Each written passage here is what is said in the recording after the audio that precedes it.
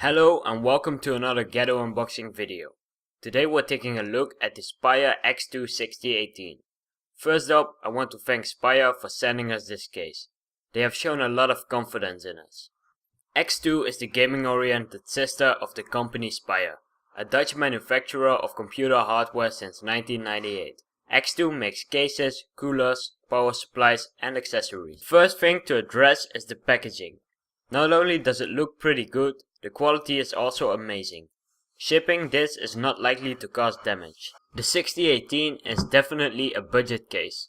Prices start just over €50 or $60. When we remove the package, we can take a first look at the case itself. Included in the package are the owner manual, a big Spire sticker that fits next to the side window, and the accessory pack. Included are screws, standoffs and cable management stuff like zip ties. First thing we noticed on the case is the front grille.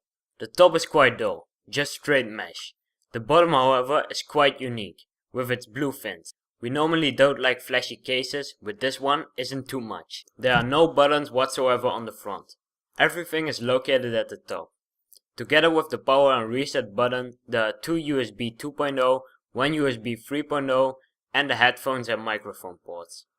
Also on the top is the included fan controller. On the left side panel there is a big side window. The plastic part next to the window will get fingerprints on them. You could decide to cover that with the sticker included in the package. Taking off the side panel reveals the completely black interior, something we have come to expect of any half decent gaming case. The interior features a big cutout behind the processor and room divider, something we don't see in a lot of cases. On the back there's room for a fan in multiple sizes. Sadly, this case comes with no fans at all.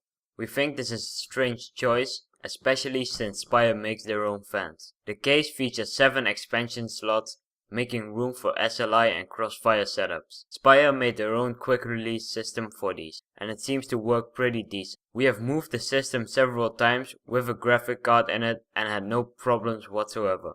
Unless you plan to put a Titan in it, you should encounter no problems. Next is the toolless hard drive mounting system, which is really useful. You don't have to screw in your hard drives, you just flip a switch. As you can see, you just slide in the hard drive, flip the switch and you're good to go. If you want to remove the hard drive, just flip the switch back and slide it out casually. Next test, filling the case with hardware. The system we built is made of spare parts we had laying around. Sadly, no fancy hardware, but it will do for this purpose. Building a system inside this case wasn't difficult at all. There's plenty of room to do things. The room divider in the middle of the case has to be taken out in order to put the motherboard in, but that's not a lot of work. In this case, we've put an M-ATX board in, which you could fit a normal ATX board without any problem. Having 7 expansion slots makes room for crossfire or SLI. The 6018 is outfitted with several cable management holes. Sadly, none of them have rubber grommets. This is something we keep wondering why budget cases lack them. They surely can't be that expensive. On the backside of the motherboard tray we see several places to tie cables to with the provided zip ties. Also on the backside is a sort of cable gutter. Spire provides a cover for this. This cover makes things tidy as long as you don't plan to put too many cables through it. If you try to fit a 24-pin connector in there, like we did, it won't close. We don't see the added value from the cover, we'd rather see it exchanged for a case fan. Last but not least are the cooling options on top of the case. Quick disclaimer, if you plan to take the filter off regularly, take out the screws on the inside before installing your system. After the motherboard has been put in, it's almost impossible to get them out. After removing the 2 screws, you can simply click it off. Beneath the filter we have room for 2 120mm fans or 1 240mm radiator. Inside the cover is a dust filter.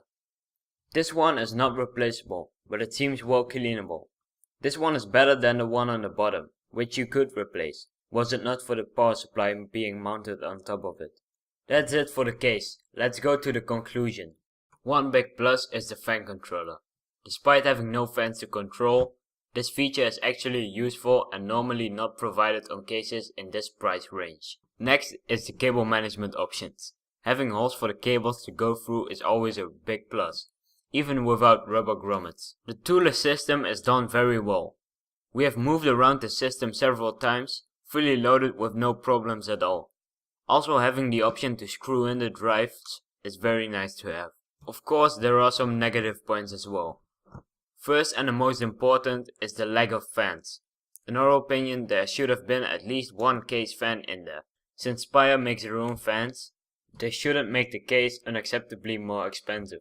The dust filters are nice to see included in this price range, but mounting the power supply on top of the bottom one kind of defeats its purpose. There is no way of cleaning it. Unfortunately, we don't have the hardware at hand to try running it long enough to see how bad it is. Last is not really a major thing, but there is no way of mounting an SSD. You would have to use an adapter for that. Not all SSDs include one, so you might have to get one. Luckily, they are not expensive. So that's it for the Spire X2 6018. While it's certainly not a bad case for its price, Spire seems to have some learning to do. We would like to see at least one case fan and better dust filter options in the next version. If you have some fans laying around, this case could be for you. Thank you for watching, subscribe for more videos, please tell us what you think of this case and like the video if you don't mind, it really helps.